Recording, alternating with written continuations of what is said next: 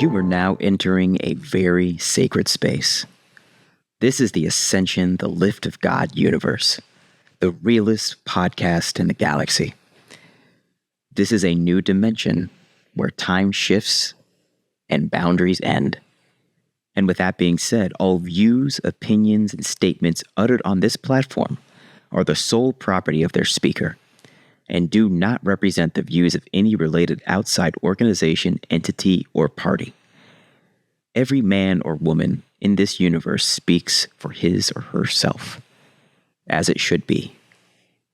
Enjoy. This is the Ascension Podcast. This is episode 110. Tuesday, June 9th, 1:07 a.m. in the year of our Lord, 2026.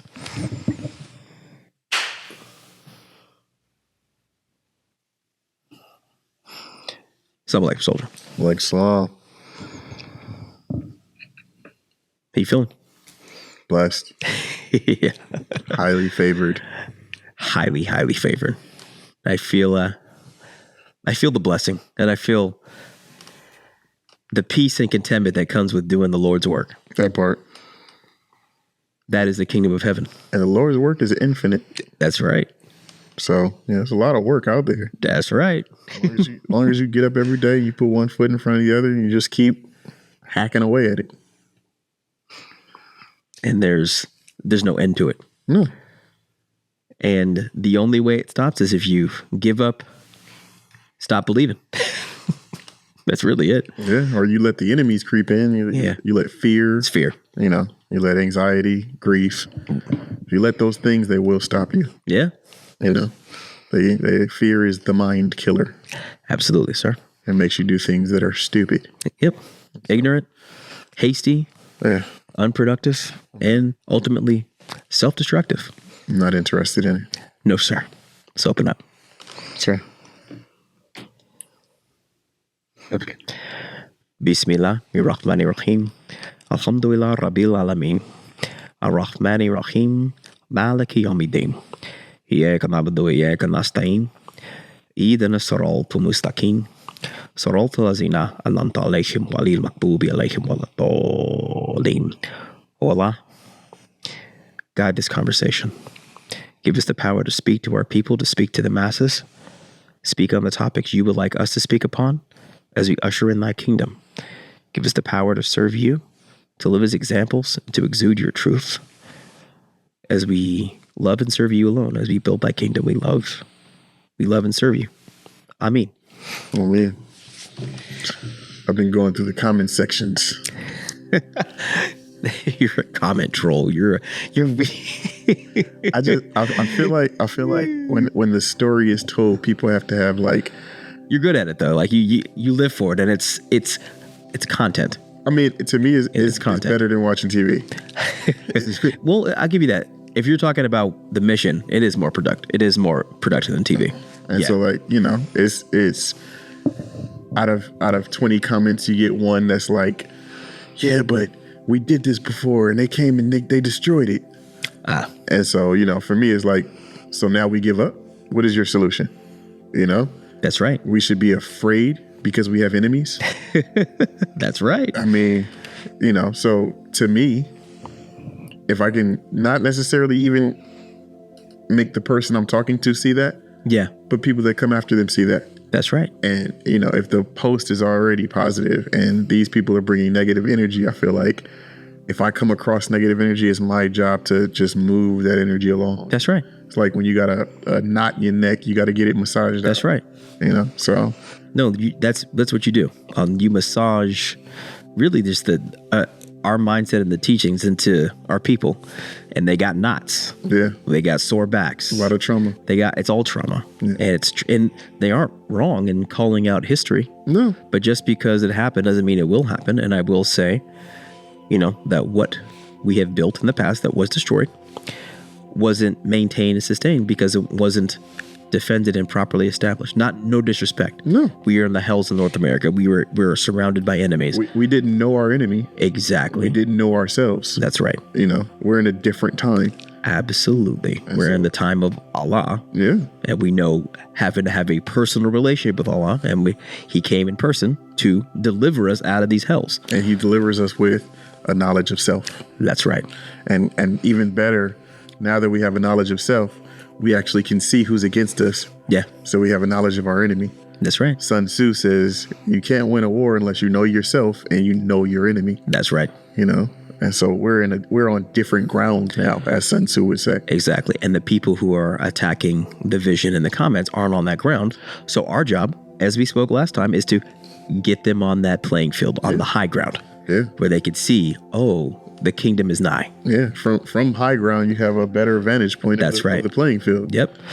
And we build from the spiritual high ground, that plane, and then we usher in the physical reality of the kingdom of heaven by bringing heaven up to that spiritual plane.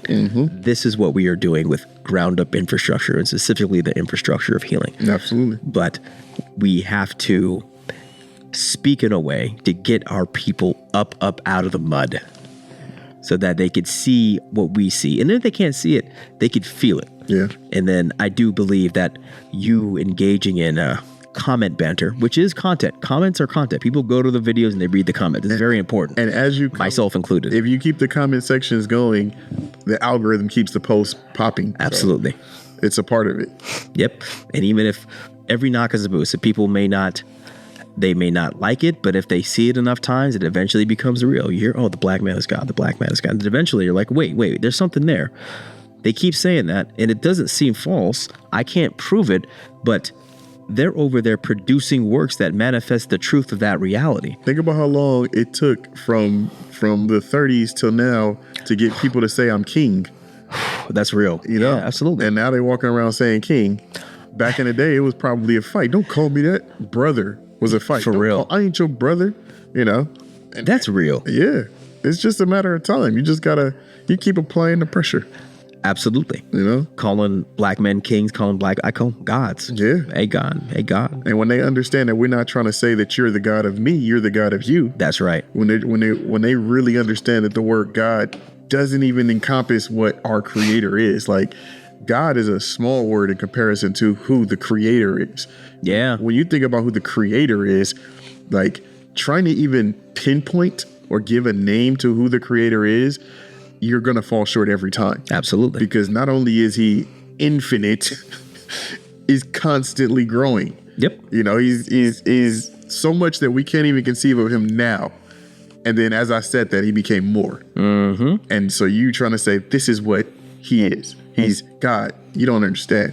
No, he made all of us gods. We're his children. That's right. We can understand what a God is from having the ability to have force and power and control over our lives. That's what a God is. That's right. But him, the creator of the heavens and the earth who came before all of us, he's more than that. And as every person is born, he multiplies. He becomes more with every single experience that we have. That's right. And all of it just gets downloaded into him. It's a beautiful thing. Yeah. The experience of God, which is reality itself, is a very beautiful thing. And we're him on a microcosm. So every experience that we have makes us more. So that helps us better understand him. But you still can't quantify him. Yeah. And then his enemies are the people who be like, no, this is what he is. Yeah. This is all that he is. That's what makes them his enemies, because they don't try to understand him. They think they know better. They think they know. Yeah. They think they know. And so they get their little piece of their concept of God and they go to war with that one thing. Yeah. Anything that it goes quote unquote against that. Yeah. Even though it's all Allah. No, it's all Allah. It's why it's even the questioning of Allah is Allah. Absolutely. Even the frustration because you think that you understand is the pathway to understanding. That's right. So it all works towards God. Yes, it does. Yeah. And that's what Islam is. Yeah. Submission to that. Yeah. So what is there to fear? Yeah. If no matter what option is Allah, no matter what happens is all praise is due to Allah. Yeah. So what do I got to be tripping about? What do I got to worry about? What do I have to hold on to? Because no matter what is, the fact that I'm having this conversation and reflecting upon physical reality is living proof that this is Allah. Yeah. So I'm good. Yeah. No matter what happens. Only thing I'm holding on to is abundance. That's it. And that's the abundance of planet Earth, the abundance of the universe. Mm-hmm. And that is the peace that you and I both share. With that knowingness, we operate as like, no matter what, it's Allah. Yeah. And we are of that. And there's no death. It's just God. Yeah.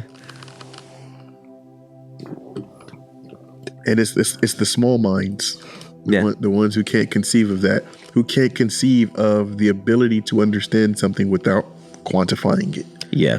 And if I can't put a name on it, it's not real. I don't get it. I've been there. Yeah. Yeah, I've been there. Yeah. It's the darkness of ignorance. It's, not knowing what you don't know, which brings other things. It brings the boogeyman. It brings fear. Fear. Yeah. Yeah, fear.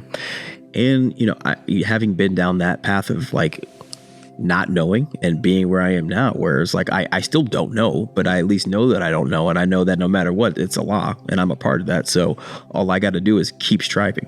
Yeah. And also it allows us to view this little experience in physical reality now as literally a game. It's like we know this is yes, a game, right? But not even like a game. Like it's small potatoes. Like it's not that big of a deal. It's not that serious. Like it's not that serious. When you start thinking about the infinite, we're small. Mm-hmm. Just live the smallness and enjoy the smallness, because like he got a lot more on his plate, and you can't imagine what that stress is like. Mm-hmm. Me and you were getting a taste of it, but he don't even stress. Not at all.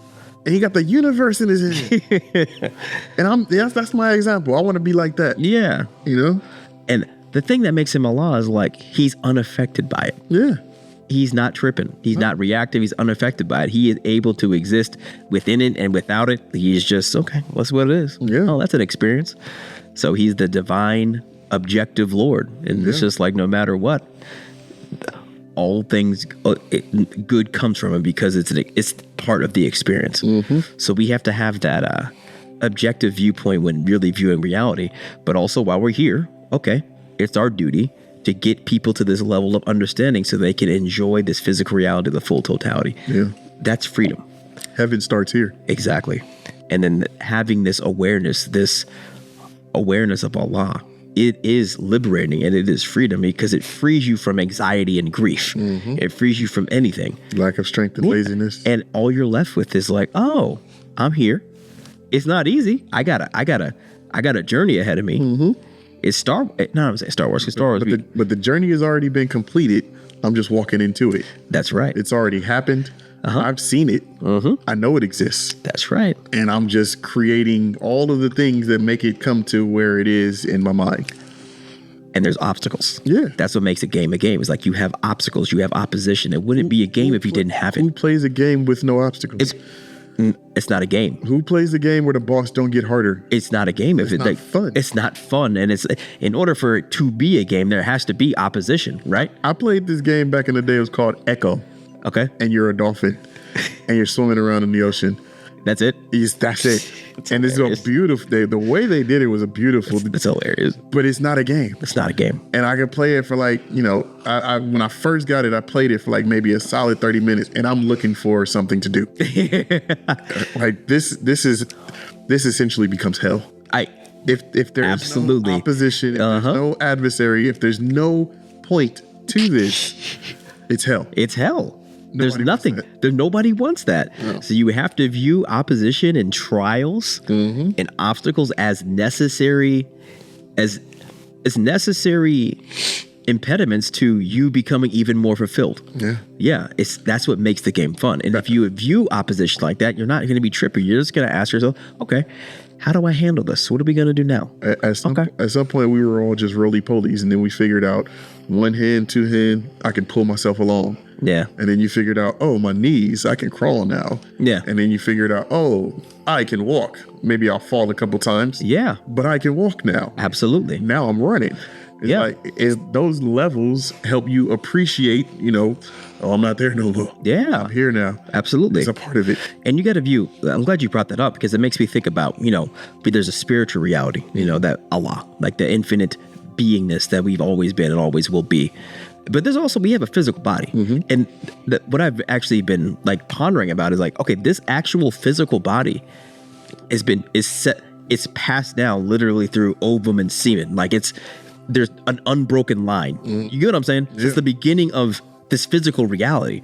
So whether it, that's why people have the conversation about evolution and, God being separate. It's like, okay, this body has evolved over trillions of years.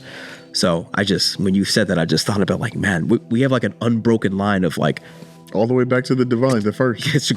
And that's wild. Yeah. Trillions of years of unbrokenness. Yeah. And the fact that we're here is proof that it's been unbroken. Now, I think you raised the question of like, okay, I don't want to get too science fiction-y. Okay, well, have there been other beings that have came to planet Earth and what did they look like? Yeah, and did they mate? That type of stuff. It's interesting. I don't remember the lizard people. Hey, I'm not saying it's true or false. I'm just like it gets interesting. No, it is. But we do know that this physical body, there is a source for it.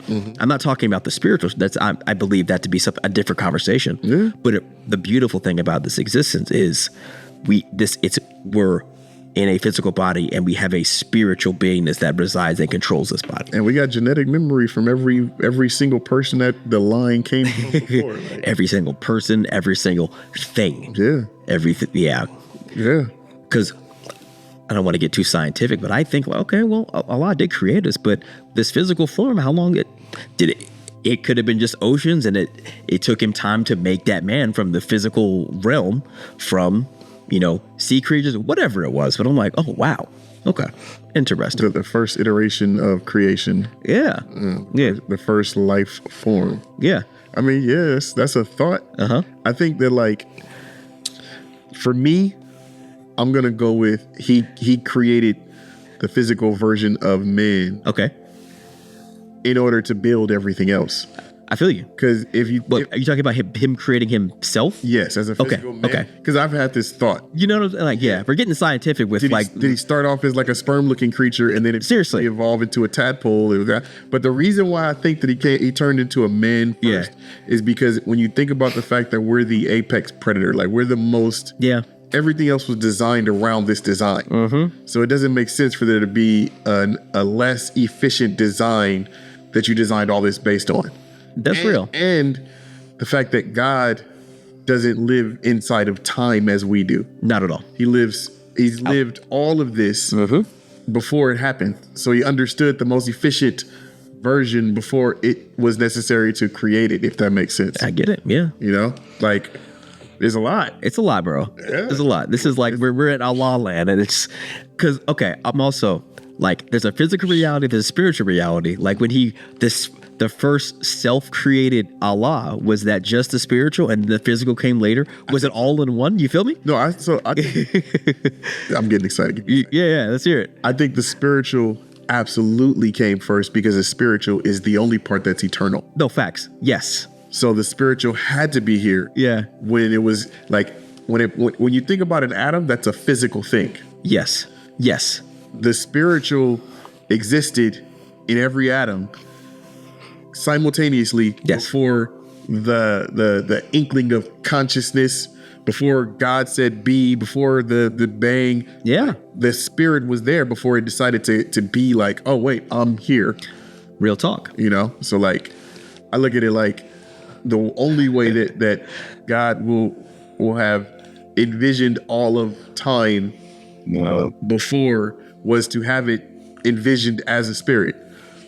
Before it became a physical manifestation. No, I feel you. And then it's like, in order to have this experience that I just dreamed up as a spirit, I got to start with this atom splitting, becoming physical matter. Yeah.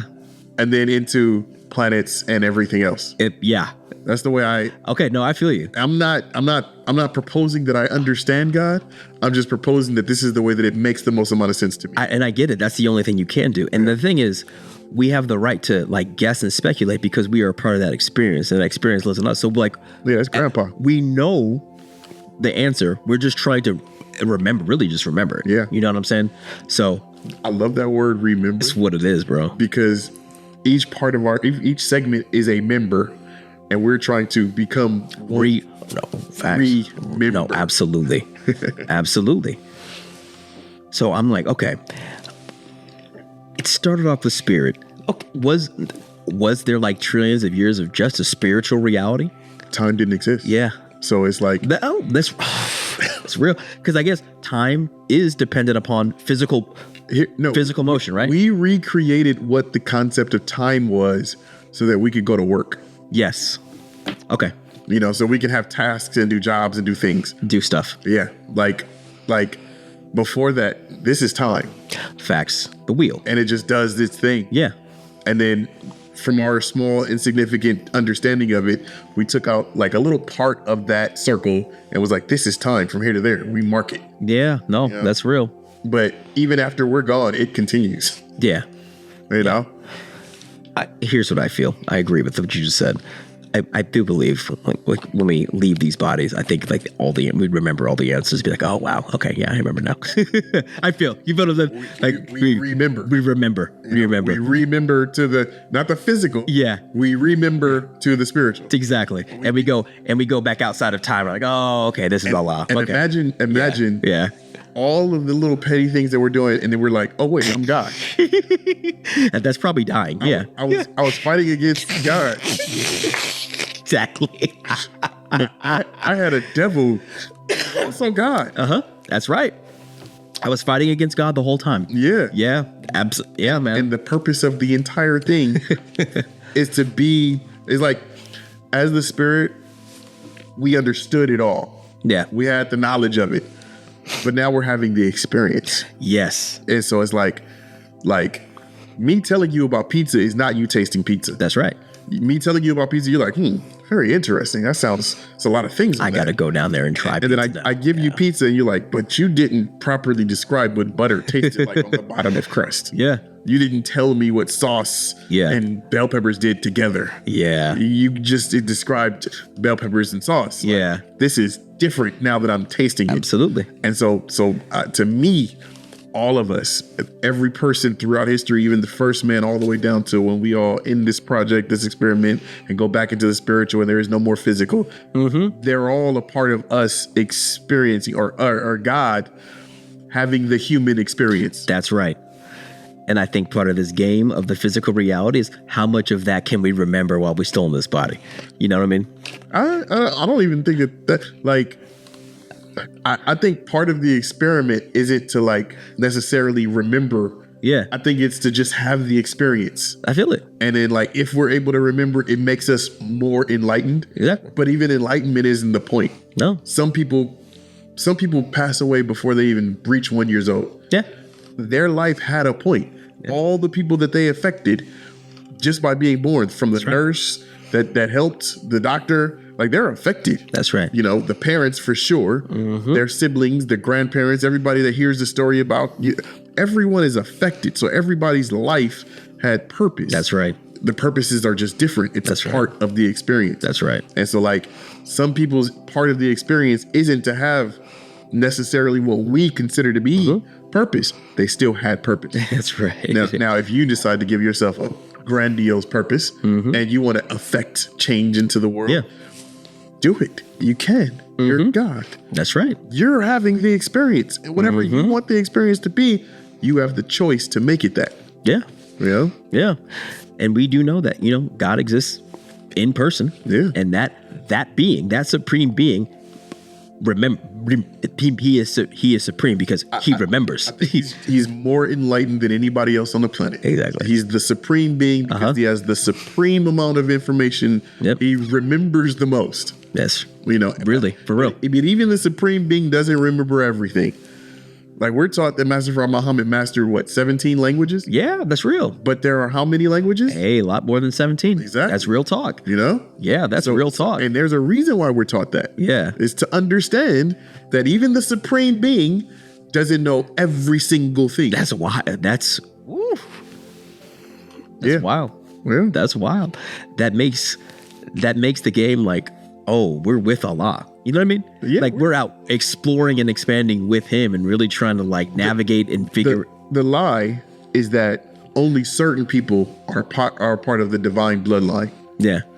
All of us are a part of the divine bloodline. Right. By virtue of being here. Yeah. Yeah. No, for real. That's what the human experience is. Exactly. It's God experiencing all of it. Yep. Life. Yep. In every possible scenario. Yep. Every like infinite, they said like the multiverse. Each of us are the verse. Yeah. Each of us are a universe. Absolutely, bro. The multiverse is each person that's born. Yeah. And God is experiencing every timeline, every multiverse, every verse. Yeah. And what he is telling both you and I as we pull in and we communicate this type of to masses is we're pulling in more responsibility and we're pulling in more weight. And he's like, okay, y'all are welcome to my world. You're calling yourself gods. Now you're starting to feel like, okay, heavy is the head that wears the quote unquote crown now. Now it's like, oh, it's not all sunshines and rainbows. I don't even think of it as a crown because we are all gods, right? That's right. The crown insinuates that somebody's higher. Yeah. They're exalted above. I think that we're all operating from a place of hierarchy because that's the parameters of this world, this version of reality that we live in. Yeah. I don't think hierarchy is necessary.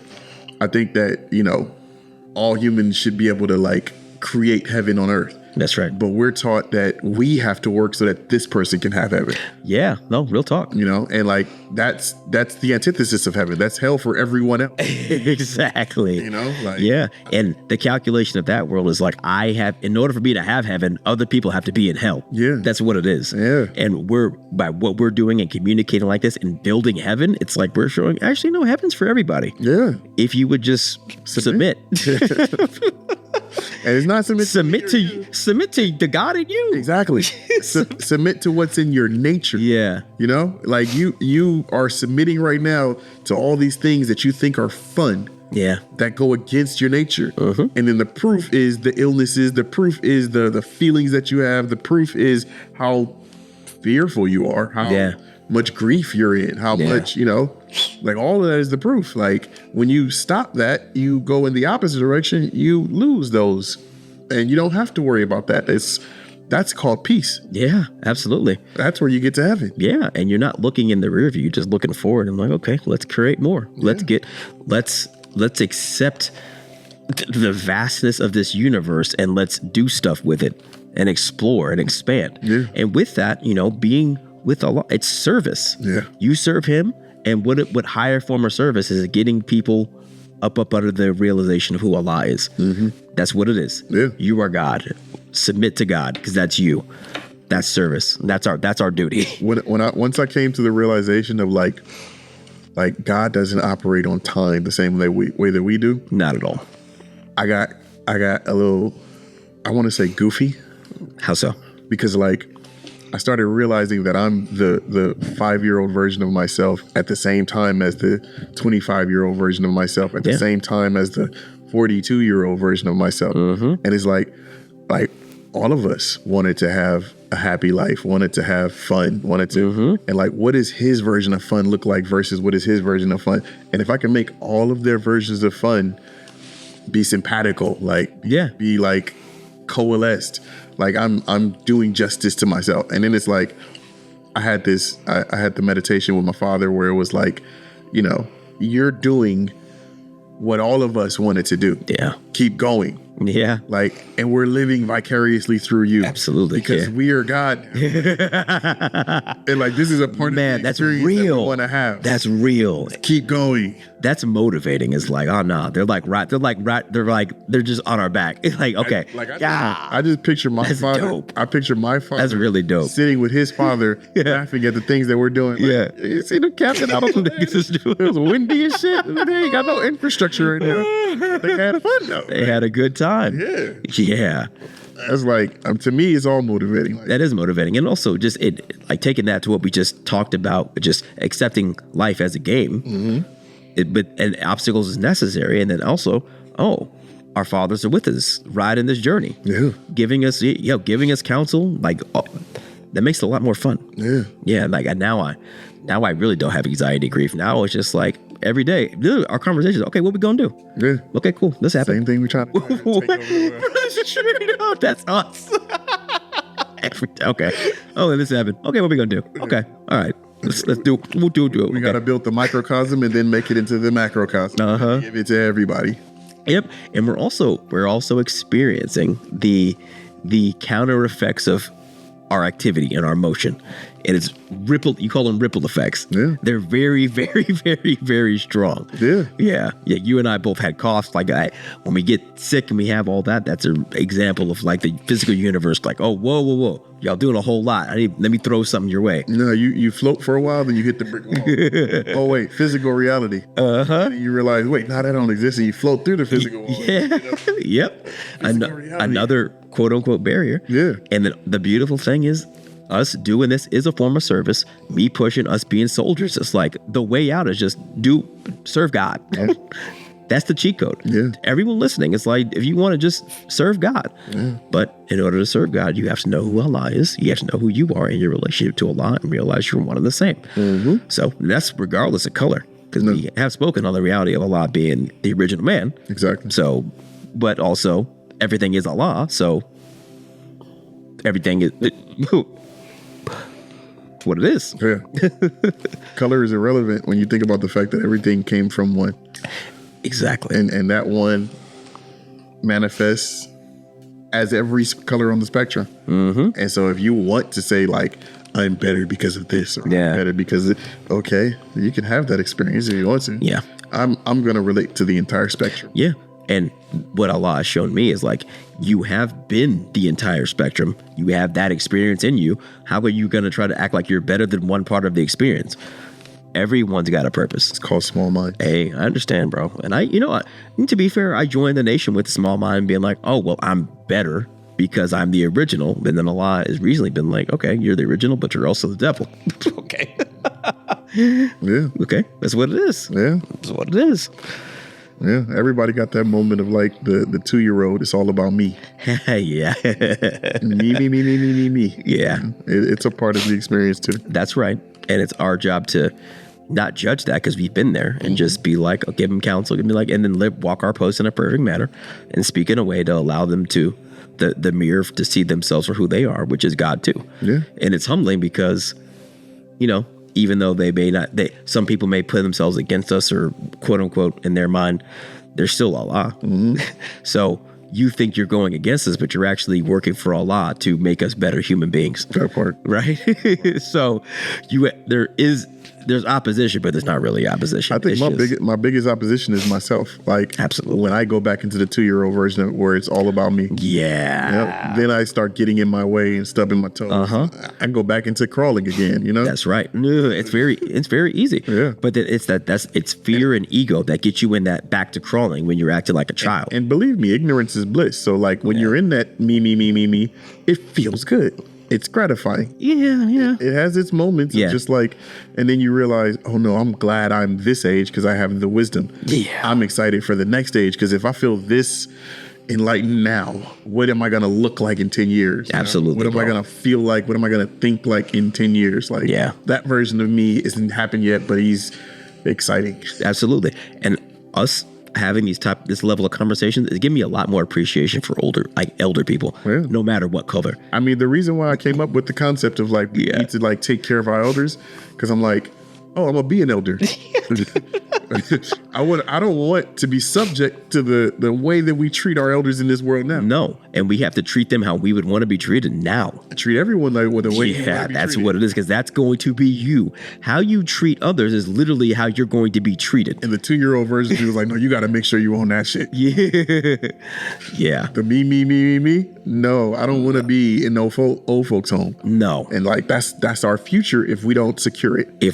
That's very take responsibility as if you were that right now. Yeah. No, that's real, bro. Yeah. Because it's very people overlook the elderly like they overlook black people. But that's because we're all stuck in this like cycle of trauma where we're only thinking about tomorrow and today. Yeah, we're real. Barely thinking about tomorrow. That's real. It's really about what am I going to do for dinner right now. Yeah. It ain't about how that dinner is going to affect me tomorrow. That's real. It ain't about like upset stomach and all of that. We make the same bad decisions for dinner all the time. You know what I mean? Like we're eating 3 meals a day, even though we know that we not even capable of digesting that much food. Like we still do it because it's the cycle that we're stuck in. That's right. Yeah. If people were thinking about taking care of that older version of themselves, they would be doing a lot of different things. Yeah. Yeah. it's making me really reflect about like how because there are times I'm like, old people, get out of my way. And I see myself in them. And it makes me, by discarding huge swaths of people or anything, it's kind of a reflection of the society in which we live, in which we're not aware, and we're just rushing through life. Me. You're trying to do what I want to do, like on a little baby race car. Mine, losing all perspective, right? And that's no way to live. No, because once you're we'll call this the awareness of Allah. It's like, what need is there to rush? Yeah, you know what I'm saying? Yeah. Like rushing from one part of God to another part of God. I'm just doing my part while I'm here. Right. For as long as he wants me here. And that is the peace that comes with Islam and submission to Allah. Is like, you don't have to rush. It's that hasty attitude. That's the spirit of Satan. It's like, oh, I gotta. That's honestly, that's the effect that Satan wants to have on us. Yeah. You know, Satan is out. It's like a curse, bro. Yeah. Satan's job is to distract us from being God. Exactly. And it's like, he doesn't have one way that he distracts us. Yeah. It's whatever he can pull out of his bag that makes us like pay attention to Satan. Yeah. And he does food, he does entertainment. Yeah. It's everything. Yeah. This entire world is built up for him to try to be successful. And the closer we get to the end of his world, the more tricks he's gonna pull. Yeah. And so like staying focused and staying grounded and staying, that's part of how you fight back. That's the weapons. Absolutely, bro. Like, I'm glad you said that. Every morning I go in my grass, I take off my shoes and I ground. Love that. I've been doing that for the past 3 weeks now. Yeah. Yeah. And it's literally like the antidote to, because we're in LA, we're like in the cesspool of, I gotta be somebody. I gotta like the rat race. This is it. So we have to do things to offset that. Us going to the land is an example of us offsetting that. Me grounding, me doing Tai Chi. And that it's giving me the grounding to feel like I could just exist and not have to do anything. Yeah, it's peace. I'm at such a weird place right now because like, I don't even know how to really put it into words without sounding egotistical, but I'm just going to say it. Yeah, say it. I've gotten to a place where like things that I do are the spoon in the Matrix. And the key to bending the spoon isn't to do the things, it's to realize there is no spoon. Yeah. And then the spoon bends, And so like, I did need external things at some point, and they helped me get to this place where I'm at now, where it's like, no, just be. Yeah. And that's just like, be. And since I've gotten to that place of just be, like, I'm able to like do all the physical things in the world, but also look at myself as I'm doing them. Yeah. And it's just like the spiritual side of me, it enjoys the physical things, but it knows that that's just a small part of it. Absolutely. And so like, I'm going to work, hating work, but I'm not really at work. Yeah, no, I feel you. You know what I mean? Yeah. Like I'm having arguments online, but I'm not really having arguments online. I get it. I'm building up this thing that you're exterior to it. Yeah. I'm just having the experience, but I'm also above the experience, if that makes sense. It makes perfect sense. Yeah. And the key word you said is, if you can just be, no matter what, then you can have anything, like bad or good. Yeah. You can have anything happen to you. Insults, rocks, it's just like, I can have it. It reached me as like insanity when I realized that like I spend the majority of my time in my future. And it's like explaining it to other people. I know that it sounds crazy, but I absolutely don't care. And it's like, even though I'm spending the majority of my time in my future, I'm not. I'm here. I'm present. Absolutely. But it's like, I'm smiling all the time because that's where I'm at. Yeah. But I'm also very much engaged and very much in doing all the things that I'm supposed to be doing in the physical reality. Yeah. But I'm not here. And I do think both of us, now that that future is like becoming closer and we're bringing it in, I think both of us are now like living in that it's heaven. Yeah. We're literally building heaven on earth. Like we're not over, because how we're talking is people talk spiritual talk all the time. it's like new age, whatever, to talk like this. And it's not, we're not saying anything that's that like out in that world, like that ridiculous. It's the truth though. Yeah. But it would have been more ridiculous like 30, 40 years ago. now it's just like, oh, this is what it is. Yeah. But we're also Podcasts like this. yeah, I know. But to our credit, we're taking this type of talk and ushering in works that's substantiated. So we're telling the world that, okay, we're talking like this, but we're actually going to build a world where this reality is reflected in every aspect. And the whole purpose of this reality is to get people to purify and heal themselves so this reality is self-evident. Yeah. Right? Because it's hard to see the God talk and the beauty of life when you're living 400 years of chattel slavery in your DNA and you haven't dealt with anything. You haven't taken the time to stop to deal with it. It requires stillness to deal with this. Right? You have to be at least still for a period of time to deal with your trauma. And if you've been running from one slave master to a plantation to sharecropping to job to cubicle, at which point do you stop running? Yeah. It's our job to get us to stop running. What are we running to? Yeah. Who are we fighting? Yeah. It's all Allah. Yeah, it's all a lot. Wake up and realize that this is all Allah and stop running. It's like those I don't know if it was a movie or commercial when there's a bully and he's like holding your arm. That's really hitting yourself. seriously, bro. Stop hitting That's yourself. what that's all of us are doing that. Yeah. So we're just but me and you were like, okay, just stop hitting yourself. Sure. You don't have to do that anymore. No. You can stop. You can stop At any time. at any time. It's almost like the bully was holding your hand and making you do it, and then he walked away. And you're still doing it. Exactly. That's what slavery is. That's exactly what it's programming. Yeah. And it's just like, okay, well, now it runs itself. I did my job. I'm going to sit back and I'm going to keep running the world because the slaves I created are still operating on my programming. Endless entertainment. Entertainment and also energy. Like, no, they have a whole planet of worker bees to work while they just sit back and just watch them work and extract the resources from this planet. It's not even just energy. It's like the devil's job is, like I said, to distract. Yeah. And now he's got it running so efficiently that he doesn't have to actually lift a finger. Yeah.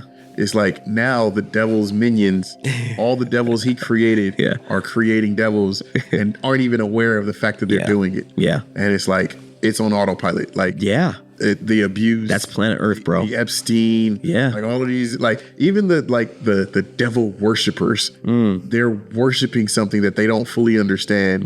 And they think that it's the most supreme thing because that could have been handed down to them from their parents. Absolutely. In the same way that a Christian is like, well, my parents were Christian, so I'm a Christian. Yeah. The devil worshipers is living his life. They're sacrificing people and they're doing their thing because this is what they were taught since they were children. Yep. You know? Yep. It's you know, and the devil, you know, he's at his end.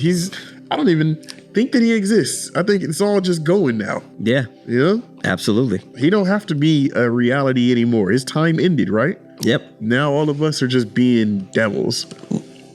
That's all we know. Yeah. And that's all we will know until we get the knowledge of self and God. Yeah. So that is our job. Yeah. To get us from devil mode, devil minion mode to God mode. Yeah.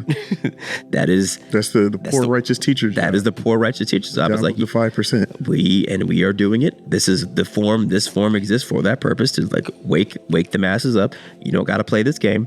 There's a way out. Heaven is here. If you would just look inside. Yeah. Right. Yeah. So, but we got to give them breadcrumbs. Yeah. And to me, the land is like, yeah. No. Look, this is how you do it. Breadcrumbs. Yeah. You know, this is what heaven looks like in physical reality. Yeah. Now translate that over into your mind and create your own heaven. That's right. That you never have to leave. That's right. And I do think it's an incentive to seeing it physically represented. It's like, okay, why would you not want that internal? Mm-hmm. You know? Yeah. So we have to use the land as like the bait to really be like, okay, well, you know, this came because we did the internal work. Mm-hmm. We're going to help you do that work so you can have this physical paradise inside as well. And if you want to create another physical version of this somewhere, hey man, we'll help you do that too. Absolutely. Mm-hmm. Absolutely. But it's like physical paradise is not paradise unless you have internal peace within. True. It's just, Like I took brothers down to the land, and not even just brothers. I took people down to the land, Yeah. and instead of seeing what I see, they were frustrated. It's too hot. It's too cold. Oh, it's yeah. just Yeah. dirt. It's this. It's that. Yeah. It's where's the pizza? Where's the, so yeah, it's internal. And I came to that realization, like, this ain't the same thing for everybody.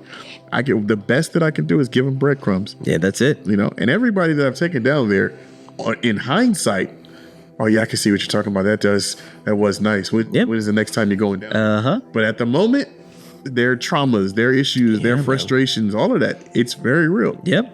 And it will be real until they take the time to slow down. Slow down, stop, and process. Yeah. And we're going to develop the tools to give them to do that. Yeah. But we also have to, we've done it ourselves. We're doing it. Yeah. And they see the fruit of that effort, and that's going to make them I want to do this too. One, because they see it in our beingness, and they seem to be seemingly unaffected by the ups and downs of life because they realize it's all God. But also, they're doing really cool stuff that's helping a lot of people, and they're not doing it for themselves. Yeah. And that's when they're like, okay, let me get a tea. Let me try that tea. Yeah. I need to get a piece of that. Okay, let me put down the world for a moment. Inshallah. If we are on the path that we think that we're on, if we're on the right path, I like to use that as a caveat. we might just be full of crap. We might not really understand what it is we think we understand. Yeah. That's a part of it. Yeah, that's right. But we did go to the land. Yeah. Was that 2 weeks? Was it 2 weeks ago? About 2 weeks. 2 or 3 weeks ago? It was on May 25th, so 2 weeks ago. Yeah, 2 weeks ago. Yeah, and we went and we camped out. Yeah. It was a great birthday. Yeah. Oh, yeah. What's your birthday? Yeah. Did your birthday? We had some great burgers. Oh, man. And the great burgers, great pico de gallo. Yeah. We had great sleeping on the rock of that mountain. Slept like a baby. I didn't want to wake up. I did not. I've never not wanted to wake up more in my life. Only as I woke up was like, well, we're here. I should probably do something on the mountain besides sleep. I could have slept the entire time. No, man. Yeah. And my body recalibrated, and I'm still like living in the recalibration of that. Mm-hmm. That's why. And ever since then, which is 2 weeks ago, I've been even more of the mode of, I don't gotta do nothing, bro. Like I'm going to take the time to rest. I sleep like 8 to 10 hours a day. My children are a lot more relaxed. Everything's better. And I'm also realizing, like, we're not fully healed. Like, we've just started the process. We've accepted the process. And with accepting the process of stopping and healing, it means, you can't do everything and heal at the same time. No. You can only do so much. And that's the beautiful part of it. It sits you down. Yeah. And Allah, 2 months, had to sit me down to just start the process. And now, instead of fighting the process, I'm like, okay. I'm going to go to my chiropractor. I'm going to go to the land. I'm going to go to the beach. I'm going to sleep. I'm going to rest. I'm going to just hang out with my children and not feel the need to do anything. I'm going to just exist and not. The thing is, and this is specifically me, the nature of competitiveness is like, I have to go out there and fight and win somebody. Mm-hmm. But objectively is like, we're touching 40, right? Fight who? I mean, whoever you fight, you're fighting yourself. Exactly. So either way you lose. Exactly. So, okay, this whole drive to conquer and to compete, I'm like, I can just let that go. Yeah.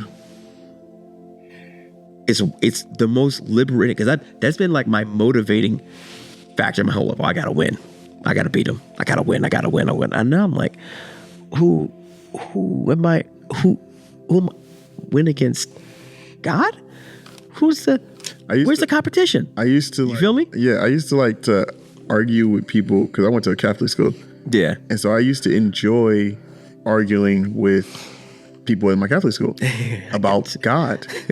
And it dawned on me one day that, like, if I beat them and they don't become Muslim, now they're no longer interested in being righteous.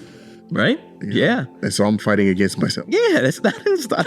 Let alone now where I realize, like, God comes to us all from whatever path. That's right. He wants to. That's right. So whatever it is that makes you walk in the right path. That's right. That's your walk. That's your experience. I don't have a right to like dissuade you from that experience. That's right. You know, so Yeah.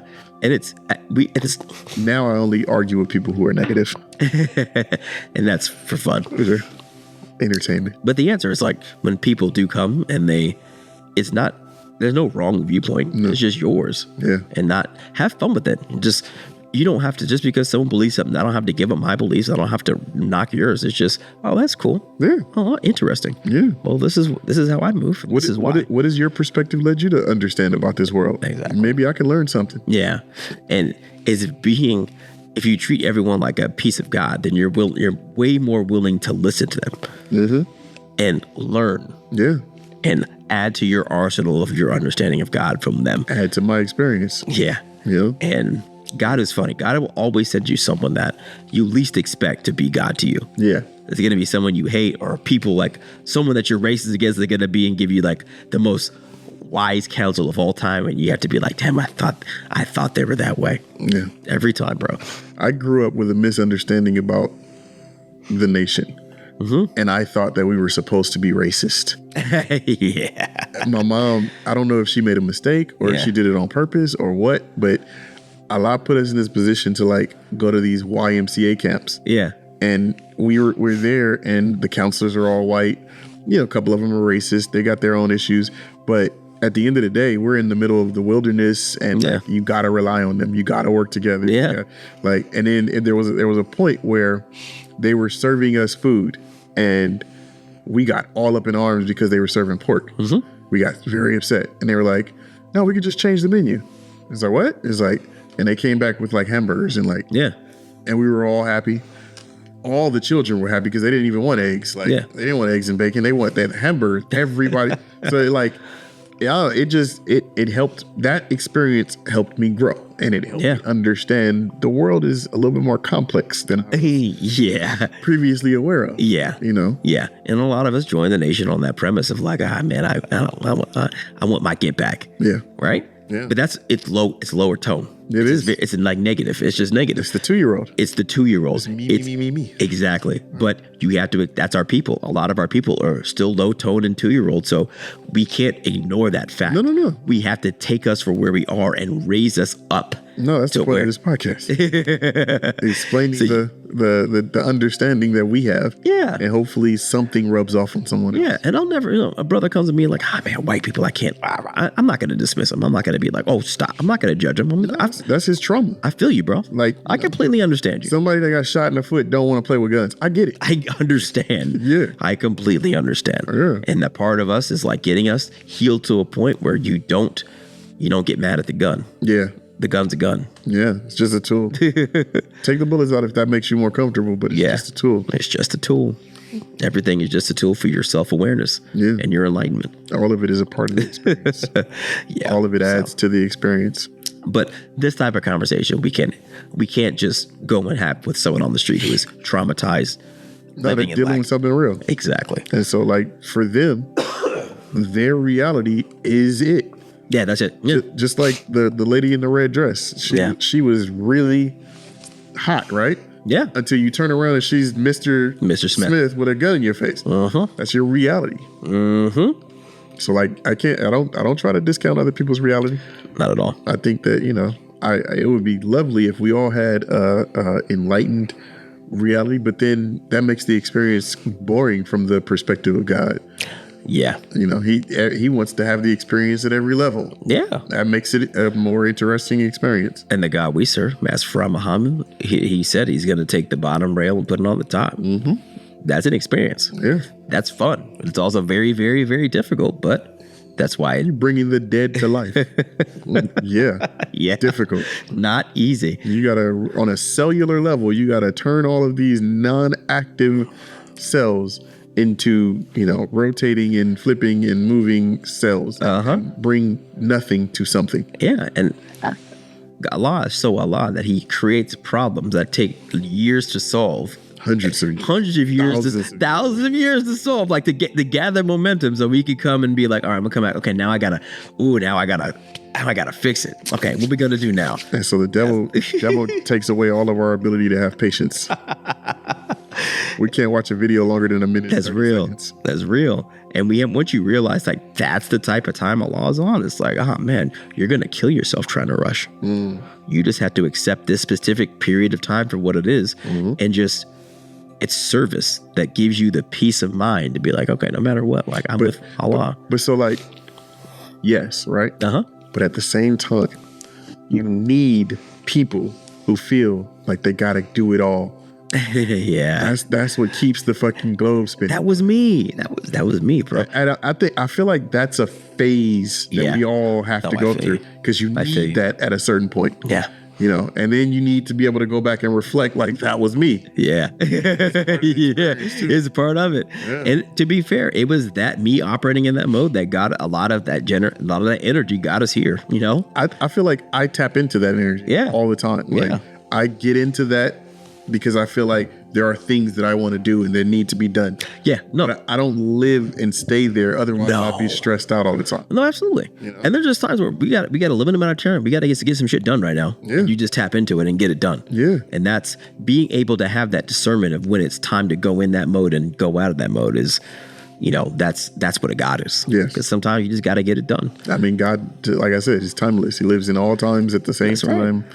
Above and through time. Yeah. Like he's having all the experiences. You can't just be a Buddhist monk all the time. If like there's a sister being attacked, you got to do something about it. Oh, yeah. You got to go in that mode. You got to go and handle. Yes. So yeah, there's not just no monks sitting on mountaintops here. It's just, you know, we have that part of us and we could be at peace when it's time. But when it's time for war, it's time for war.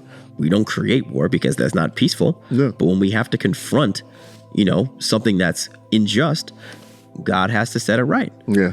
And we do it in the best of manners. But if we have to do it in a way where it's going to ruffle feathers, we're going to ruffle feathers if that's the path of justice. No, yeah. Yeah. Sure. And the path of justice, and also the path of what Allah wants to happen, and the path that you and I both are on, which is raising the dead, bringing the dead to life, putting us back on top of civilization.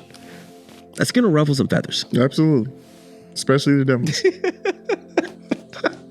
But we can have it. That's what we signed up for. I'm here for it. Yeah, and it's like it's validation that we're really doing the Lord's work. Yeah, you don't know that you're doing good until evil comes up against you. If your life is just monotone and everything is just hunky dory, then you're not really doing too much good. That's right. You're not affecting any changes. That's right. You know, and you and I both know the mode of evil, of wickedness is not at rest. It's always active in motion. Absolutely. So you don't counter that energy with active in motion. You counter that energy with stillness. Yeah. Being at peace. Yeah, being at peace. Let that energy tire itself out. Did I ever tell you the story of when I was during the pandemic when my job was trying to get me to take the vaccine? No. What happened? So they started out with like, you know, make sure you get your vaccine by this day because you won't be able to come back to work. I ignored it. Okay. And then the day came, and then like, I say a quarter of the people actually got the vaccine.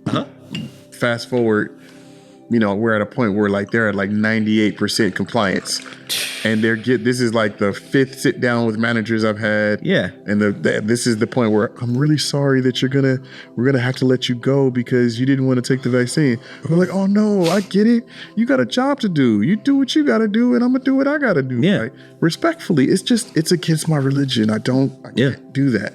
And it's just like, I understood who I was. Yeah. And I was willing to let it all go. Absolutely, bro. Because it wasn't as important as my life. That's right. And that taught me a lot about life. Yeah. You know, it just helped me understand that, like, just be confident in who you are and do what you got to do it. Like, you know, everything's going to work itself out the way it's supposed to work out. In this world, you got to be willing to let it all go. Yeah. Yeah. But but you didn't get the vaccine. So what happened? Like, how did you still keep your job and not get the vaccine? I signed all the paperwork that said that they were going to fire me. And then when it came down, they didn't fire me. You called their bluff. And then everybody at my job that was like watching the whole thing transpire, my crew at that time, they're like, man, I should have listened to you. You told me not to take it. Yeah. It's like, I couldn't afford to lose my job. It was like, now you got that stuff in you. Now you got it in you. Now there's no turning back. Yeah. So I think the lesson with this is like, okay, never yield to opposition when you know you're in the right. Yeah. That's absolutely. right. That's right. Yeah, you gotta stay on the right path. That's right. And if the opposition has something that you think you want, be willing to let it go. Like that job. Like when the devil offered Jesus the kingdom. Exactly. And he's on the top of the mountain. He's like, you can't offer me nothing. You don't have nothing. You have no control over me, you know? Exactly. And I recognized in them, the managers that were trying to force me to take it, that they had fear. That's right. I didn't have fear. Yeah. And like they were telling me like if you don't take it, you know you're gonna get everybody around you sick. I was like, no, I'm not, because everybody around me took it.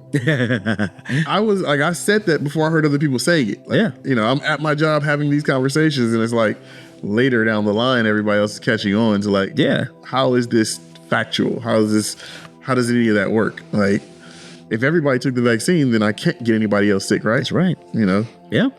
And the thing is, what I'm learning from this is everyone else folded, you stayed the course, and you're in the same position of everybody else. Is that better because you don't have death in your DNA or death in your veins? Whatever's in there. Whatever's in there, bro. Yeah. Well, they do say is it changes your DNA, your RNA. So, and that's not a daily process. That's going to take some time. Whatever that's going to manifest, we're going to see it. We're going to see. So, but regardless, you didn't fold, and now you're reaping the consequences. So, how do we apply that experience to what we got to do right now? Right? Understand that it's just all of experience. Yeah. And whatever part of or way that you want to experience this thing, you can. That's right. You know? Yeah. I didn't want to experience that mRNA virus. I understood that I've never been vaccinated. I'm not finna start with the craziest one. Exactly. And it's not that I'm anti-vax. It's like if I ever went to like Africa or something, I'd probably get those vaccines. But it's like, that's a good question. Yeah, I actually thought that. I was like, okay, well, there's like dengue virus and all that stuff. Is that if I went somewhere where it was gonna be, I might get that. I'm not saying yes for sure. Yeah. I'm not anti. I'm just thinking. Yeah, no, absolutely. Yeah. But unfortunately, when it comes to vaccines, people don't think. That's very, in when it comes to most things in this world. Yeah, no facts. No facts, bro. But when it comes to the world of doctors, in this world, the doctor is, in the Western world, the doctor is God. And we go back to, the creation of the devil. It's like Yaku, the doctors were the one that made the devil. I was just watching a video you posted the other day about how they live. And he was just talking about how, most of the doctors are high on their pills. Oh, yeah, absolutely. Yeah. Most of the doctors are junkies. And so you're taking their advice. They're just trying to make some money off of you. That's it. Before they have it. That's right. That's right. But we treat them in this society, like, because they went to school a lot. They make a lot of money. Like, we do treat them as God. And so when they say do something, 85% of this planet, without a shadow of a doubt, does it. Yeah. And then you turn on CNN, every commercial is a drug commercial. We were at the Thai restaurant tonight, and there was even the idea that we only respect people based on how much money they have. That's real. No, that's that part too. We think that because they've amassed wealth, but we also understand simultaneously that the richest people in the world are the most evil. Yeah. How does that work? But yet we still want wealth and chase wealth. Yeah. Yeah.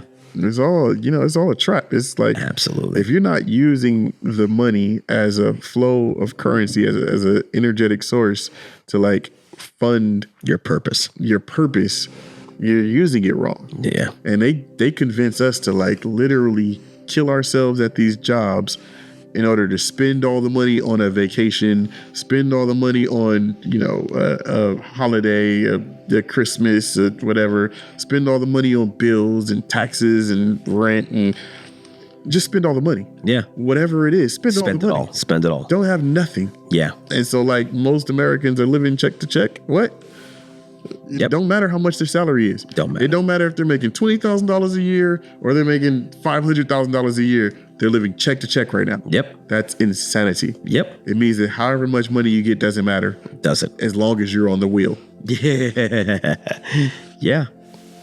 Yep. Crazy. Yeah. And like when you're on the wheel, all your money goes back to making the wheel spin faster. Mm-hmm. Like you're just spending money to in that infrastructure of the wheel. And you're just the rat. Oh my God. And it's not going nowhere. And the faster you go, the faster the wheel turns. Yeah. Yeah. So you're running.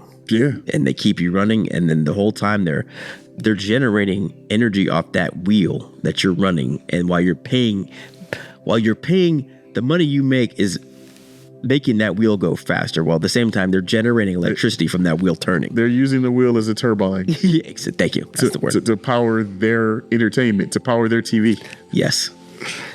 That, sir. And you're in there dying. Yeah. Heart attack, all of these things while they're just watching TV. Yep. That's the Matrix. Yeah. That's literally the Matrix. Yeah. Yeah. So, we're encouraging people to just see it for what it is, and then give them the tangible steps to just step up out of it. Like I said, I go in the grass and I ground myself, because Mother Nature is free. Yes. And she's a beautiful, beautiful being. My favorite tangible is fasting. And that. Fasting wakes you up to a whole lot of other things. Yeah. First of all, your ability to control your diet versus your diet controlling you. That's right. Every time your stomach groans and your parasites start yelling at you, like, you don't have to listen. That's right. Fasting teaches you how to be strong. That's right. Not strong physically necessarily, but strong mentally. That's right. And once you can master that, you top of the world. Like, fasting is a form of stillness. Yeah. Yeah. It teaches you patience. Yep. It teaches you it teaches you abstinence from activity, abstinence from stuffing your face. Yeah. And which you could then apply to other aspects of life. Yeah, absolutely. Yeah. When it comes to feeling the need to be reactive, feeling the need to fight, feeling the need to exhibit negative characteristics, negative human traits. That's when you really earn the benefits of fasting, when you're able to withhold yourself from stuff that doesn't really serve you. Yeah. Yeah. But if you're constantly running, stuffing your face to go back on the wheel and back and forth, which is 85% of people, then you don't see it. Yeah. So fasting is like it's a physical step you could take. Yeah. I think it's one of the strongest. It is. And, I've been praying, for a long time now, but I do believe I think most people would, actually, I don't know. Some people go praying first and fasting. Some people go fasting, and maybe I'll try praying, but praying is another form of discipline. Like, once you get in the groove, it's, I'm literally a different human being now. Praying is a sense of like gratitude. Like, it allows you to like reflect and think. Yeah. And understand it's bigger than just you. Absolutely. Yeah, praying is humbling, Yeah. Yeah. And it's also, it's tapping back in. It's recharging. It's rebooting. And it's also a reminder of, I don't got to run. Because at least praying, especially if you make salat, you have to stop. You have to stop what you're doing. Mm-hmm. And I do think that's part of it, is the fasting is training us and giving us the discipline to stop. Yeah. And in that quiet and stillness, you realize, I am Allah. Everything's going to be just fine. And that is the peace that comes with Islam. Yeah. And Islam, or just submission to what is, which is Allah. Which is the all in all. That's it. Absolutely. So there's those of us have come to that awareness. Some may call it Islam. Some may call it something else. But if you come to that awareness and you have the ability, by whatever name, you have the ability to stop and enjoy that truth, then you're at peace. Yeah. No, absolutely. Yeah. So this past weekend, I was faced with a choice of, do I want to chase and run and scramble, or do I want to spend quality time with my cousins and my family, who we're all very close and we all look alike. We're very spiritually aligned. It's dope. Yeah. And my children, my cousin Gloria, my aunt Gloria, my cousin Rory, my cousin Gia, Abernathy, we all kicked it, went to the Dodgers game, went out to eat, did very fun LA stuff, and my children were very happy. And it really made me appreciate the value of family, bro. Yeah, because we're dealing with our people who have, a lot of us had family taken from us. A lot of us don't have fathers. A lot of us have family issues. A lot of us raised by single parents. So we have to deal with that reality. Yeah. And you and I both experience what happens when you're dealing with people who are dealing with internal family trauma. So I think Allah blessing with my family and my children lets me know that, no.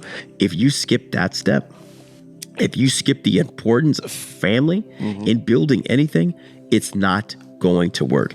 You can't skip family. No. You can't build on top of like not having a family structure. You can't skip building on top of not having a system for the proper establishment of families with a man, a father, and a mother, husband, wife with children. It starts there. That's where it starts. And so, the Nation of Islam exists to cultivate that. Yeah. And the reason why the messenger said 75% of the work is with the woman is because she is the center of the family. Yeah. The family literally comes from her womb. Yeah. So if we mistreat that, we mistreat the future. We mistreat our ability to set up a proper foundation for anything. Absolutely. So you teach a man, you teach a man, you teach a woman, you teach a nation. That's right.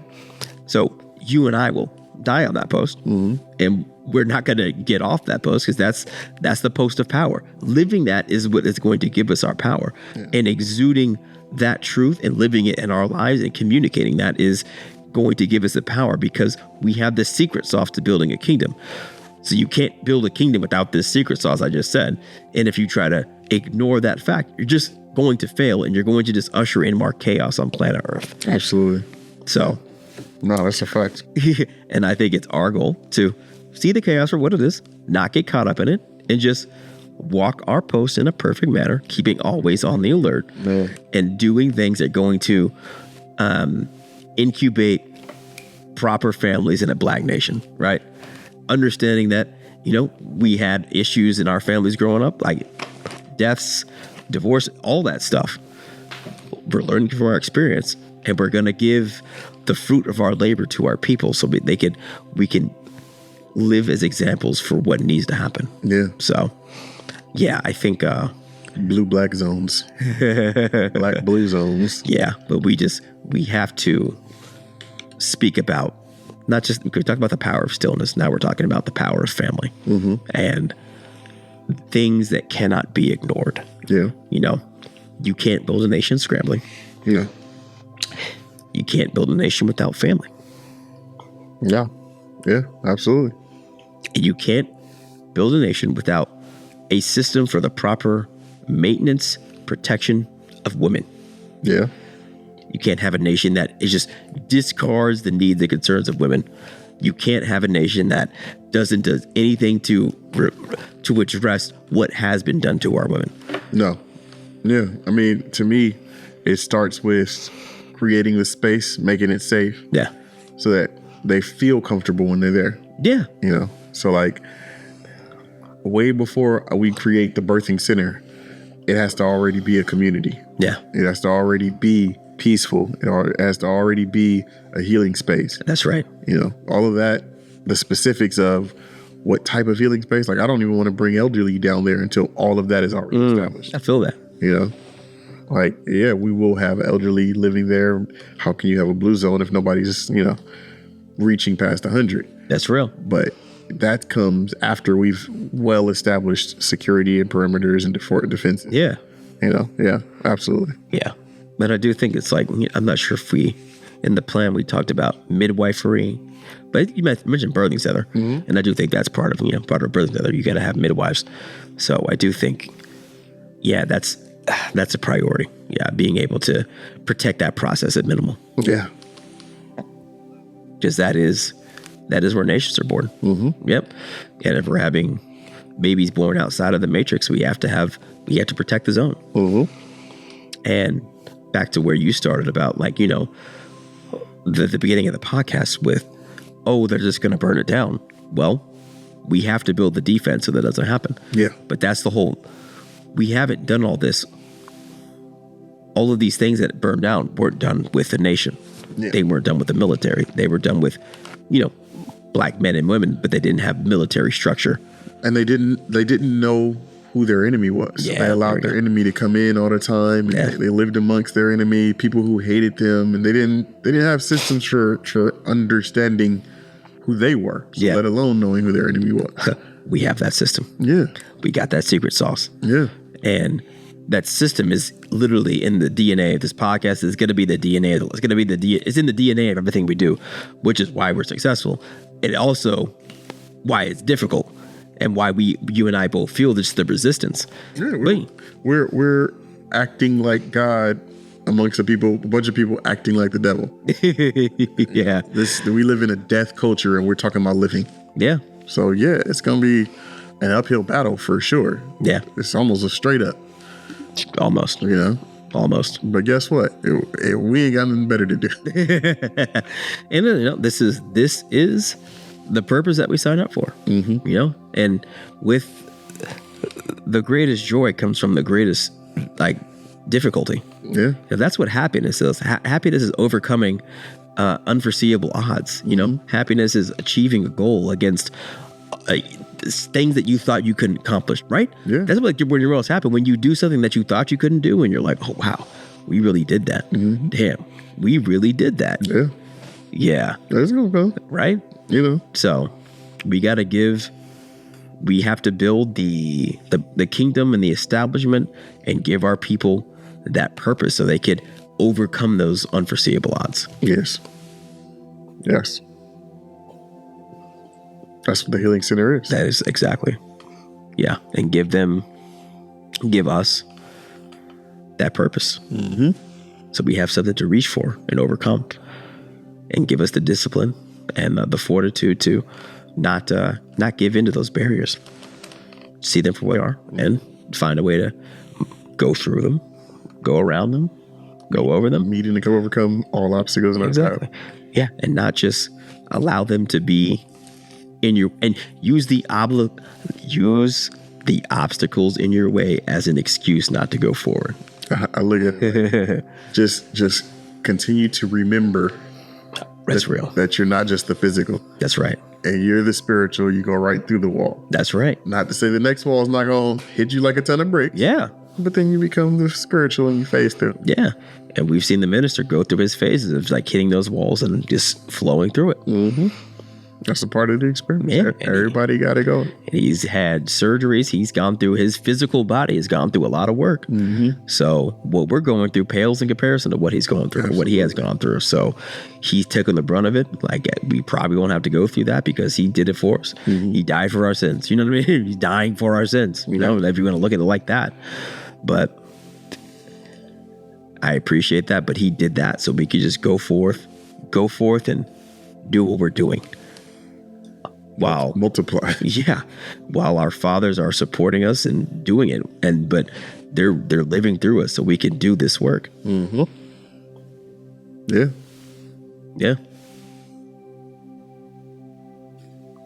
Close it out? Yeah, let's do it. Yeah, man. I think I'm spiritually drained. Yeah, no, I feel it. Yeah. I put it all out. Yeah. That was a good one. Yeah. All right.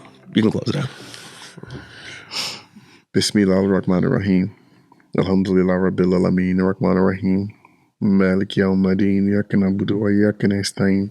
Ihdina as-siratal mustaqim. Siratal ladzina an'amta 'alaihim ghayril maghdubi 'alaihim waladdallin. O Allah, we beseech your help and ask your mercy. We believe in you and trust in you for all that we need. We are helpers in your cause, and with your apostle, please grant to us success. Thank you, Allah. We cannot thank you enough. Amen. Thank you, Allah.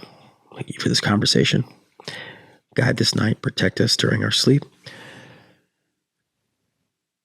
Give us the integrity to go forth in service of you and you alone as we build thy kingdom. We love and serve you alone. Amen. Amen.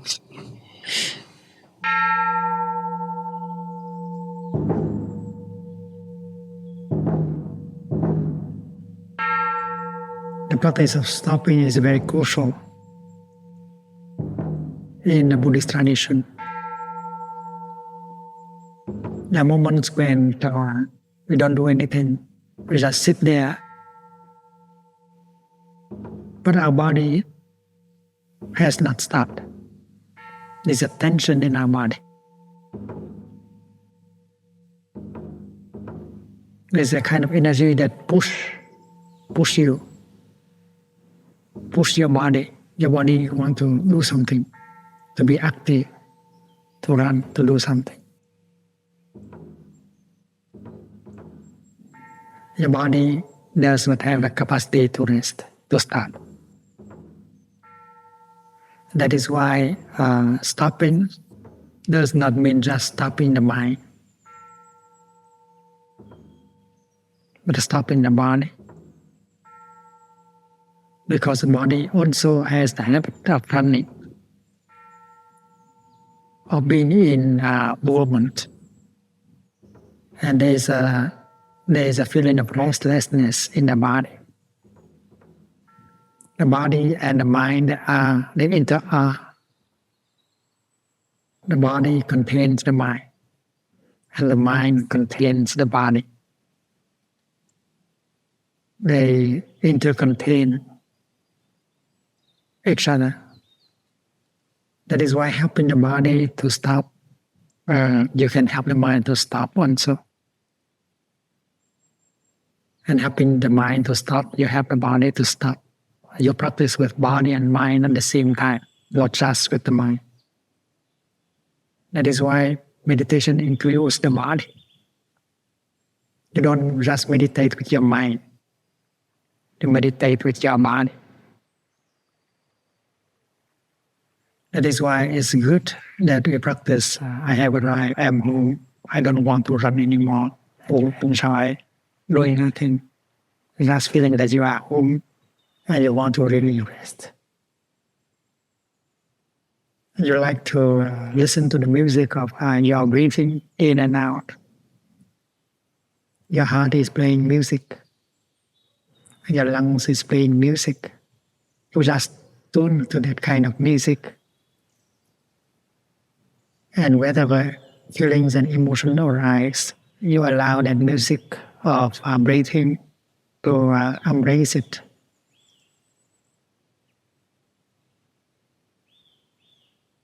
And the Buddhist term for stopping is Shamatha.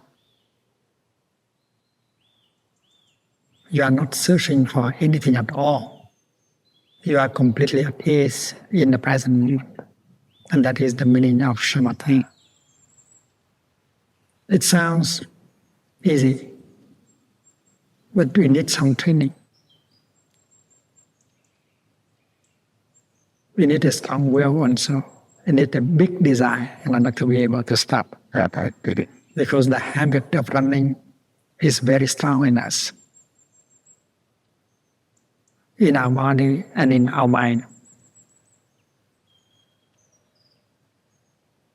And the habit of running, the habit energy, might have been transmitted by our parents. Our parents might have run all their life. And they may have inherited it from our grandparents. But now we have a chance to encounter Buddha Dharma, and Buddha said, "Stop, my child." And then we have a chance to transform that habit energy. I have arrived. I am home. It means I don't feel the need to run anymore. What I am looking for, it is right here, right now. And that is why we need the insight in order to really stop. That is vipassana. Vipassana is the practice of looking deeply in order to get insight. Shamatha and vipassana are the two wings of a bird. You are already what you want to become, namely a Buddha. You feel that there is no longer any need to run. That is why the insight allows you to really stop. Without the insight, no matter how hard you strive, you cannot stop. That is why shamatha is not possible without vipassana. And vipassana is not possible without Shamatha. Imagine a bird flying only with one wing. It's very difficult. We may have some wound in our body. We might have a cancer. We may have a wound in our soul, in our consciousness. We may have some despair, a lot of injustice,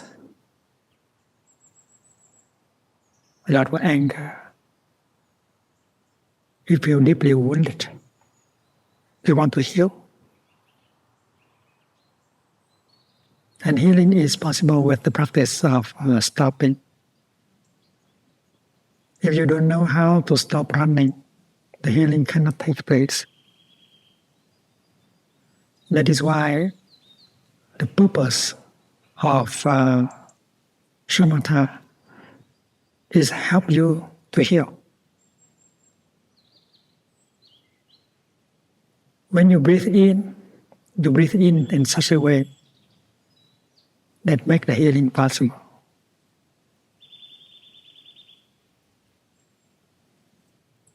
Because your in-breath is not a fight, an act of fighting.